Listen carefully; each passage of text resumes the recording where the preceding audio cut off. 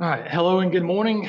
And as Lillian said, thank you for being here. This really means a lot to me, so thank you all for coming. My name is Nathan Chapman, and I'm a graduate student at Georgia Southern University working to complete my public history program of Brier Creek and the public history project from obscurity to significance, the Battle of Brier Creek, or commemorating the Battle of Brier Creek, sorry. As the title suggests, my project is about Brier Creek, and it is located near today's Sylvania, Georgia, in Scriven County. The project works closely with the Brier Creek Revolutionary War Battlefield Association, which is also called the BCRWBA. Specifically, my project involves creating a proposed digital trail that spans the landscape in a physical and digital exhibit. In addition to the exhibits, the project examines events before, after, and during the battle and the impact that the Patriot defeat had on the American Revolution and the war in the South. It also contains two additional videos called a devastating Patriot documentary titled Forgotten Valor, Revisiting the Battle of Brier Creek. Despite its relative obscurity, the Battle of Brier Creek serves as a reminder of the complexities and uncertainties of warfare during the American Revolution. It underscores the importance of competent leadership, effective communication, and adequate reconnaissance in military operations. Moreover, the battle's outcome influenced subsequent strategic decisions and shaped the course of Southern campaigns in Georgia and the South. However, before discussing my project, I want to briefly describe the battle and events surrounding Brier Creek. As the war in the North turned into a stalemate, the British shifted their focus to the Southern colonies, believing that conquering the South would cripple an economy, which would shut down the economic engine of the Revolution. As a result, the British implemented the Southern strategy, which relied heavily upon the assumption that most Southerners remained loyal to the British Crown. This strategy occurred twice, once in 1775, which failed, and again in 1778, which exhibited more success, but it still prevented the British from defeat in Yorktown. Let's see. The Southern strategy finally came to fruition in 1778 when the British Secretary of State, Lord George Germain, Secretary of State for the American Department, directed the British to begin their campaign in Georgia, which was a divided colony with a potential source of untapped Loyalist supporters. On November 26, 1778, Lieutenant Colonel Archibald and British Loyalist and Hessian troops. 1 month later, on December 29, 1778, Campbell captured Savannah, and there he waited for General Augustin Prevost to arrive. After giving command to Augustin Prevost, Campbell received orders to take Augusta on January 31st, 1779, and he took the city without losing any troops because Patriots heard reports of his advance and they retreated from the city. However, Campbell did not hold the city long after the initial occupation because a lot of Patriot forces were gathering in the area, and he spread his forces too thin. And the Battle of Kettle Creek, which Colonel Boyd was sent to the the Carolinas to recruit Loyalists. They came to Kettle Creek and were ambushed, and they were completely destroyed, and Boyd was killed as a result. So after that, Campbell retreated from Augusta and burned Freeman's Bridge at the mouth of Brier Creek. And American General John Ashe was ordered to pursue Campbell, but didn't get as far as Brier Creek because the bridge had been burned down. The Patriots at Brier Creek outnumbered the British troops. However, militia units compromised most of the Patriots' rank during this engagement. Unfortunately for the Patriots, hold themselves or defend themselves readily against the seasoned troops that the British had. The Patriot militia, which fought at Brier Creek, came primarily from North Carolina, while only a small regiment under the command of Samuel Elbert was from Georgia. Now, the Georgia line was unique compared to other Continental Army lines due to Georgia's smaller population, which resulted in most recruitment taking place outside of Georgia. The Georgia had 5 line regiments, the 1st Georgia Regiment and the Georgia Regiment of Horse Rangers, which came from Georgia. The Georgia 2nd Regiment, which came from Virginia, the 3rd, which came from North Carolina, and the 4th, which came from Pennsylvania. It shows the complexity that the Georgia Continental lines had. Comparatively, the leading British unit at Brier Creek was the 71st Regiment of the Foot, also known as the Frasier Highlanders. Now, Major General Simon Fraser of Lovett created the Highlanders to fight in the American War of Independence in 1775, and they were sent to North America in 1776. Upon arriving, they fought in the Northern Campaign, but ample, they sailed from New York to attack Savannah, which they assisted with the capture of. They are also known for their capture of several other cities and the attack on Brier Creek, and several other battles. However, despite their victories, the regiment experienced defeat at the Battle of Cowpens in South Carolina, and a fire victory at Guilford Courthouse in North Carolina, and several skirmishes throughout Virginia before the British surrendered at Yorktown. So for the Battle of Brier Creek, before the battle, Patriot General Lincoln, commander of the Southern Department, called for a council of war at Black Swamp and ordered General Ashe to defend his position. At the same time, Generals Rutherford, Williams, and Lincoln's armies would merge at Brier Creek in the hopes to retake Savannah and kick the British forces out of Georgia. However, the battle unfolded as American troops were setting up defensive positions and preparing to be vulnerable due to inadequate scouting and positioning. And as a result of the British employing a flanking maneuver, they surprised and overwhelmed the American forces at Brier Creek. And a famous quote by William Moultrie is, "This unlucky affair at Brier Creek disconcerted all of our plans, protracting at least the American Revolution by 1 year long." So the Brier Creek defeat was a devastating defeat to Patriot momentum. So for the outcome and significance, like I just said, the Patriot defeat was a disaster for Patriots' momentum, and it raised the Loyalists and the British morale at the same time. It disrupted the Patriots' plans to retake Savannah and drive the British troops out of Georgia, leaving South Carolina vulnerable to potential attacks in the future, which the following year they did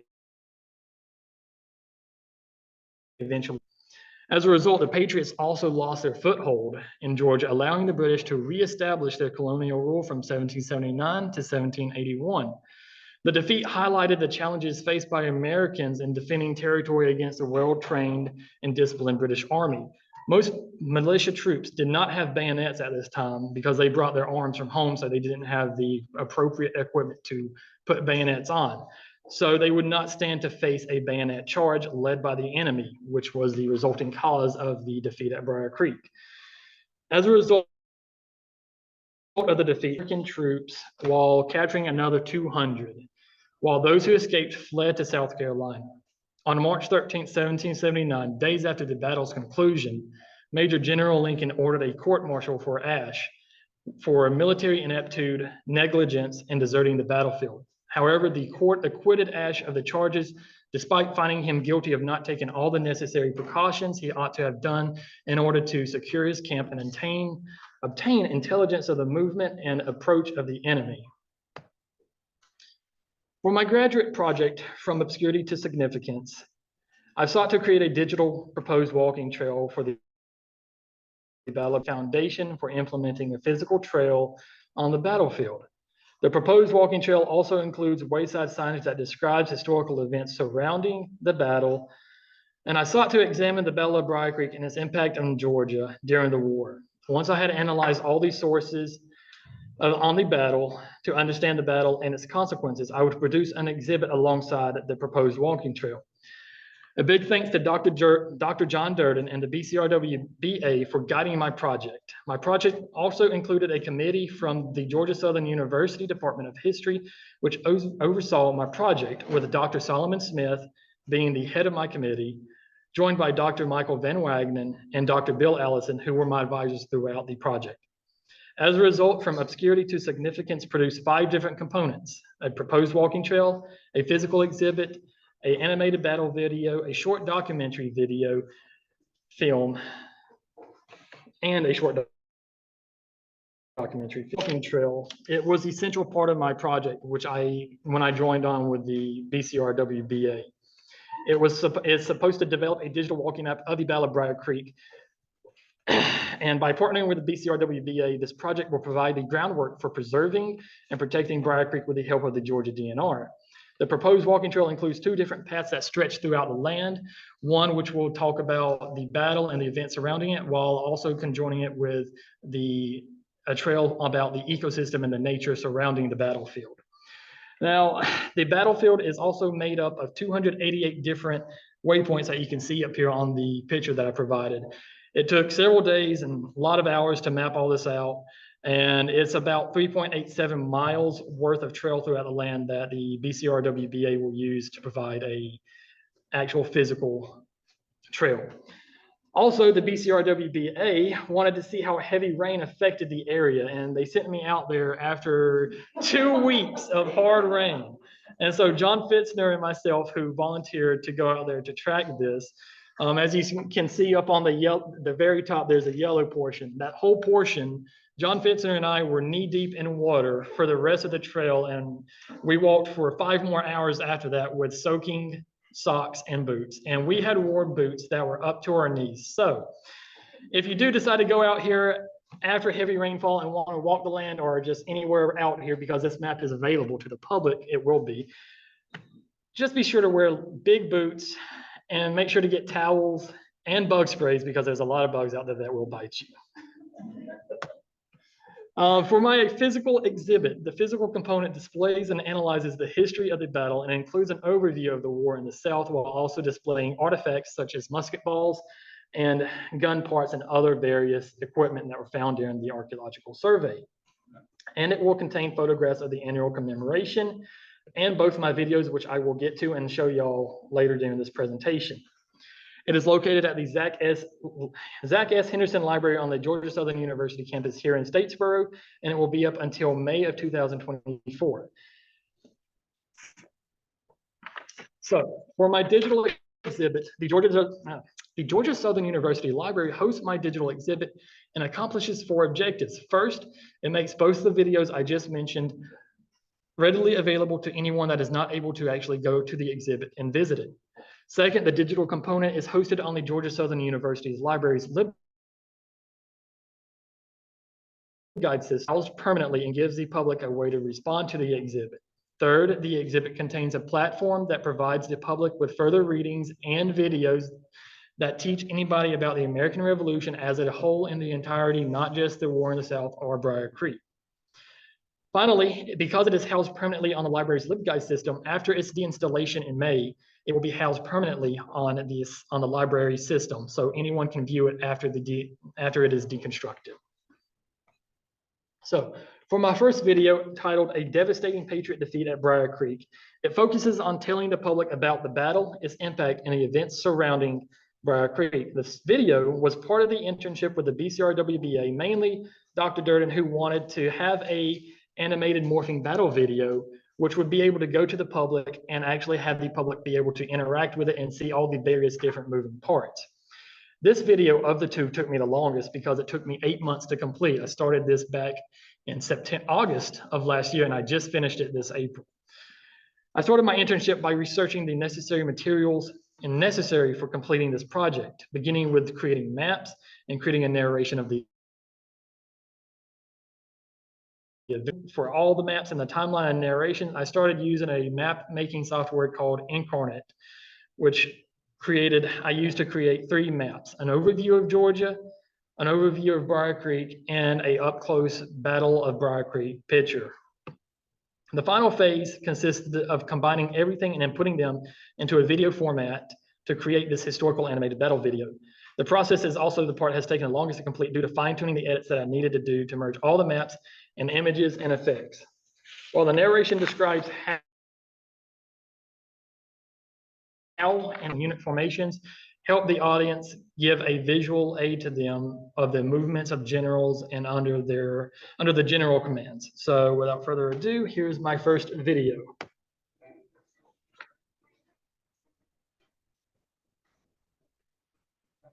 As the American Revolution in the northern colonies turned into a stalemate, the British turned their focus to the southern colonies, believing that conquering the South would cripple the Americans' military fighting capabilities and economy. On November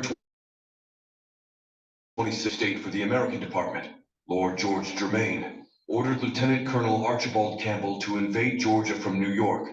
with around 3,000 British regulars from the 71st Highlanders, Loyalists, and Hessian troops, where they aimed to win the war by taking over the southern colonies with the assistance of local Loyalists, and General Augustine Prevost also received orders to invade Georgia from Florida. On December 29, 1778, Campbell captured Savannah, and Augustine Prevost arrived in Savannah on January forces. Nearly a month later, on January 31st, 1779, Campbell and his regulars marched up the Savannah River to attack Augusta. Upon hearing reports of Campbell's advance, Patriot forces abandoned the city, allowing Campbell and his army to claim the city uncontested. Campbell now focused on Georgia's backcountry, spreading his forces thin. As a result, Campbell dispatched Colonel Boyd north to raise loyalists throughout the Carolinas to augment the British ranks. Successful in his task, Boyd was returning, but on the morning ambushed at Kettle Creek. Meanwhile, Campbell had already abandoned Augusta earlier that morning due to Patriot forces gathering in the area and was chased by General John Ashe. While retreating, Campbell burned Freeman's Bridge after crossing it. On February 20th, he transferred his command to Augustine Prevost's brother, Lieutenant Colonel James Mark Prevost, and returned to Savannah. On February 27th, Patriot General Ashe reached the destroyed bridge across Brier Creek, placed his camp near the ruined structure, ordered its repair, began constructing a supply road. On March 1st, Patriot Major Francis Ross's detachment of horse dragoons was ordered to scout the region as far north as Paris Mill for the rest of the day. That night, on the same day, British forces began a flanking operation at 3 p.m. Their destination, Paris Mill. As a result of the success at Kettle Creek and small raids in the backcountry, General Lincoln, commander of the Southern Department, began plans to retake Savannah and called for a war council at Black Swamp, which Ashe attended. Unfortunately for the Patriot forces, allowing Mark Prevost's central attacking force to remain undetected as they arrived at Paris Mill around 10 a.m. Later that evening, after the war council, Ashe returned to his camp with orders to defend Brier Creek and wait for Generals Lincoln, Rutherford, and Williams's forces to consolidate at Brier Creek. Once Ashe returned, he discovered the camp had moved north and a picket line established. That same day, despite General Brian and Lieutenant Colonel Samuel Elbert warning Ashe of possible British forces gathering at Paris Mill, allowing the British to march into attack positions during the night. On the morning of March 3rd, 1779, General Ashe received scouting dispatches that British forces were on top of them, causing unrest throughout Ashe's camp. At 3:30 p.m., the British drove in American pickets from the north and advanced to Miller Bridge from the south in a pincer movement. The British formed attack positions with the 2nd Battalion from the 71st Frasier Highlanders taking the center. To its right, Baird's light infantry formed, while the left flank consisted of Carolina Loyalists and cavalry, volunteer companies, and dragoons, while 50 riflemen guarded Prevost's rear. In response, the Americans, neither on alert nor entrenched, gathered what supplies they could. Elbert advanced his Georgia Continentals to form the center of the American lines, while the New Bern Regiment of North Carolina formed the left flank, and the Edenton Regiment of North Carolina formed the right flank. The Patriots then created a second line behind them, with the Halifax Regiment of North Carolina forming a second line on the left flank, and the Wilmington Regiment of North Carolina forming a second line on the right flank.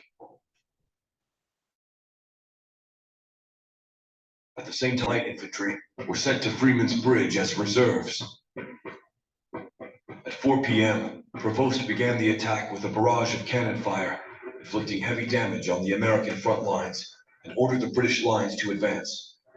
The Patriots responded by opening fire on the advancing British lines before marching to meet the British. As the Patriot front lines advanced, Elbert and his unit drifted in front of the New Bern Regiment, preventing them from firing.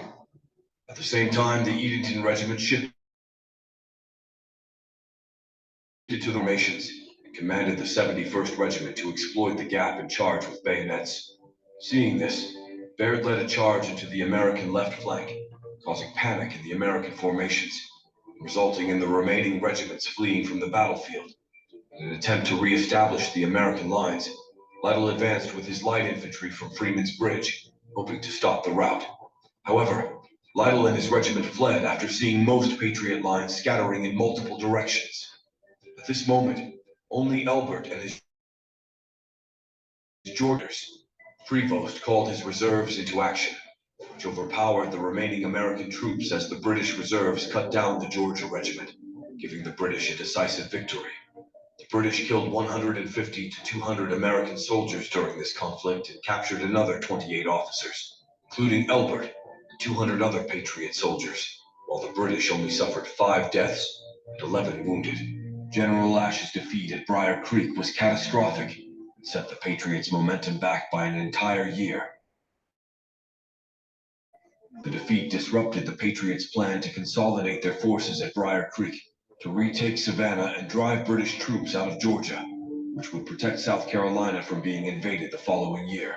After the Battle of Brier Creek, the British experienced successes for the next year, when they successfully defended Savannah on October 18, 1779, and defeated Patriot forces at Charleston on May 12, 1780, and Camden in South Carolina on August 16, 1780, which further solidified British control in the South colonies. As a result of the Battle of Brier Creek British victories, the Patriots lost their foothold in Georgia, allowing the British to re-establish their colonial rule from 1779 to 1781.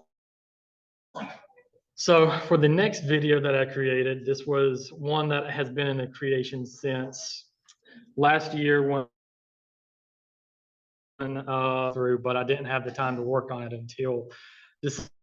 But this video is titled "A Forgotten Valor: Revisiting the Battle of." I used footage and picture anniversary during the Education Day and the Wreath Creek to accomplish this video. Another video component includes an interview with Dr. Durden, which has I begin the video in late approval of Dr. Durden, telling him what it count and what it was going to want to do it. And it highlights why the community commemorates the Battle of Brier Creek and why it's so important to the community. There's still annual celebrations going on and why they try to do their best to and that they need to do to get the public out there.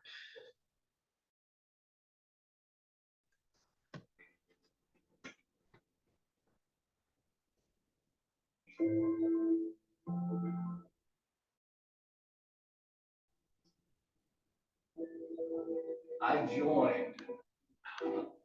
1 second, y'all. There we The go. Sons of American Revolution, and finally was able to find a Revolutionary ancestry. And so I joined them, and then they were tied in with the various Sons of American Revolution's chapter, one of which is the one over in Sylvania. And that got me involved in the Brier Creek Revolutionary War Battlefield Association, which had already been formed. So one of the things that you need to be aware of is the Battle of Brier Creek. It's located on the Tuckahoe Wildlife Management area, and it is a relatively pristine site. And there are not a lot of historical sites, Civil War or Revolutionary War, that are pristine. Most places have been built over, developed, and so forth. The road to Brier Creek's battlefield begins at Brannan's Bridge Road, where the Georgia Historical Commission erected a sign for the Battle of Brier Creek, located in Sylvania, Georgia, inscribed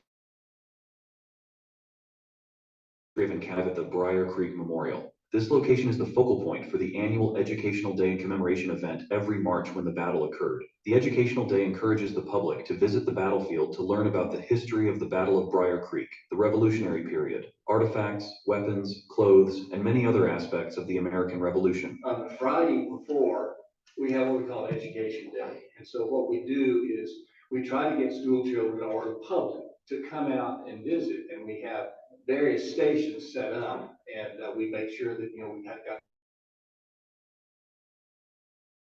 grass cut. So one of the things that I do is I'm there and I give a short history of the battle, and of course sometimes it's to fourth graders or fifth graders or sixth graders, so I kind of have to adjust my talk to that level. Then we have other people fire their flintlock muskets, and that's artillery. I'm always attracted to that. Then we have people who are dressed in military uniforms, both continental uniforms, British uniforms, militia troops, We have tables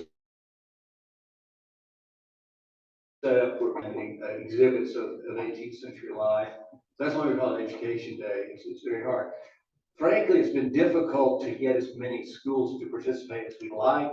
But again, the last several years with COVID, all of the, the field trips, they weren't doing field trips. And, a lot of schools have really tight budget situations, but we keep banging away at it. And we hope that eventually that will happen more and more and more. Yeah. We really wanted to make the site more amenable to public, known to the public as a whole, and to try to maybe lessen the hunting pressure on that portion of Tuckahoe Wildlife Management Area, which is not, the battlefield site is just a small portion of it. Where maybe we can develop the trail system, maybe we could put more signage up and make it more of a more than just a hunting area, but a recreational area where people can walk or bike or and look at the flora and fauna, and maybe also look at the cultural aspect. That's important, I think, is it is an illustration that the American Revolution was as much a civil war as anything else, because on both sides of that battle were Americans. The British had the 71st Infantry Regiment, which is a British unit, but the rest of the soldiers in the attack column were Americans. They were Tories. They supported the Crown. It illustrates the fact that in the American Revolution, and you would find that in the Americans fought Americans, and so the American public really was somewhat divided. Another significance is that it kind of put Charlestown in peril. But in the next British move was going to be moving to South Carolina and try to take Charlestown, which they eventually did. Another significance is there are not very many undeveloped Revolutionary War sites in Georgia or in the United States. And Brier Creek area was only farmed later. It was in private hands later, and then it became a wildlife management area. So it's basically undeveloped area. And so I think there's a number of reasons why the Patriot disaster at Brier Creek holds a lot of significance for us. What most people know, if they're familiar with it, it was a terrible Patriot defeat. One of the reasons I think why is it wasn't defeat. It's not a heroic action, but the Patriots defeated the bloody British in the Battle of the War. But the more I've learned about Brier Creek, the more important and significant I think it is. Defeats can be significant too.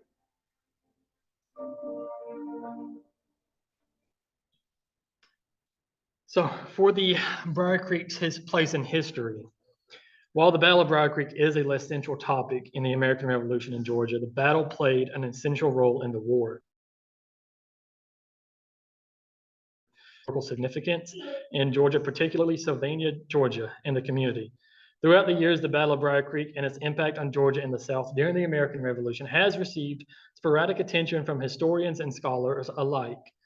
In previous works, the battle highlights the importance of the competent leadership, strategic positioning, and an adaptability in military operations. Furthermore, the study on the Battle of Brier Creek contributes to a broader understanding of the battle's impact on Georgia and the southern colonies during the Revolutionary. Unfortunately, it would not be until 1956, from after the battle, that the Brier Creek would gain more recognition, as the Georgia Historical Commission erected a marker for the Battle of Brier Creek.